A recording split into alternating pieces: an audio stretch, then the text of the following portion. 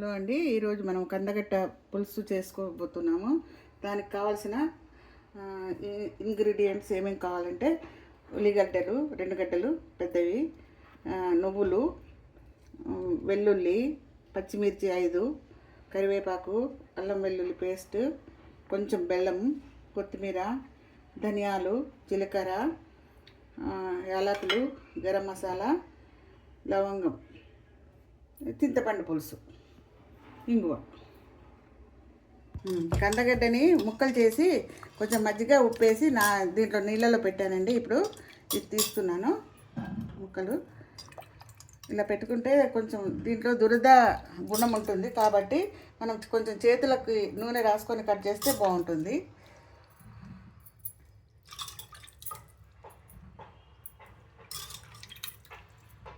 ముందుగా స్టవ్ వెలిగించుకొని గిన్నె పెట్టుకొని దానిపై మనం ఆయిల్ వేసుకుందాము. ఆయిల్ మన ఇష్టానుసారంగా ఎక్కువ తినాలనుకుంటే ఎక్కువ వేసుకోవచ్చు, కొంచెం పులుసుకి మీడియంగా వేసుకోవచ్చు అండి, ఎక్కువ అవసరం లేదు. ఇప్పుడు కాస్త నూనె వేడయ్యాక తాలింపు వేసుకోవాలి.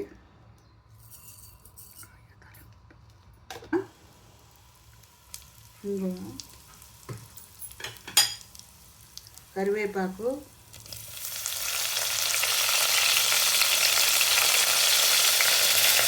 వెల్లుల్లి, గ్రీన్ చిల్లీ,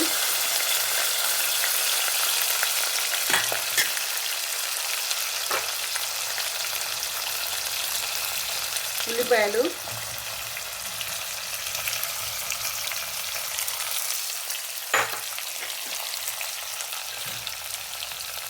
అల్లం వెల్లుల్లి పేస్ట్. ఇప్పుడు స్టార్ట్ అవుట్ చేసుకోవాలి.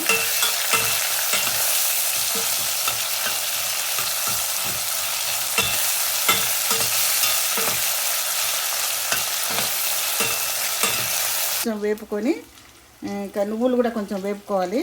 నువ్వులు కూడా వేపుకొని ఇది మిక్సీ చేసుకుందాము. ఇప్పుడు కంద ముక్కలు వేసేద్దాము.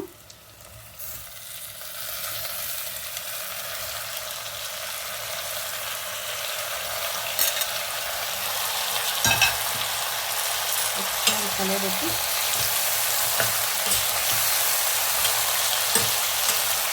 ఉప్పు 1.5 స్పూను, ధనియా పౌడర్ 1.5 స్పూను, పసుపు 1/2 స్పూను, మిర్చి 1.5 స్పూను,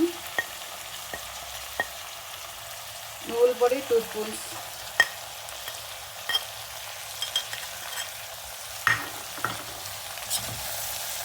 ఇవన్నీ వేసి కొద్దిసేపు కలుపుతూ ఉండాలి.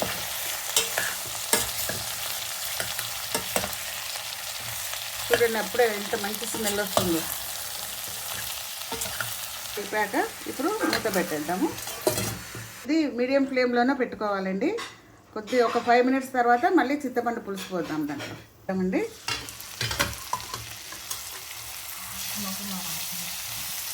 ఎంత మంచి వాసన వస్తుందంటే ఇప్పుడు ఇలా అయ్యాక మనం చింతపండు వేసుకోవాలండి దీంట్లో. ఇది 1/2 కేజీ కంద ఉంది, కందగడ్డ.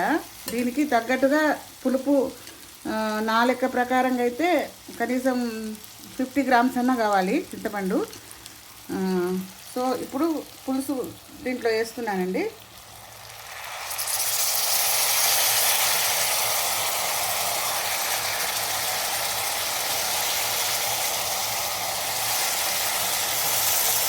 చింతపండు పులుసు వేసాను.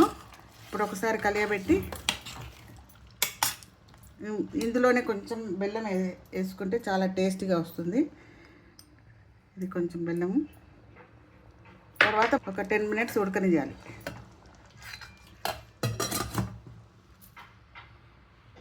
ఇప్పుడు చూద్దామండి ఇక్కడదాకా. ఇప్పుడు కంత బాగా ఉడికిపోయిందండి. ఇది అయిపోయింది. ఇప్పుడు మనం కొత్తిమీర గార్నిష్ చేసుకున్నాము.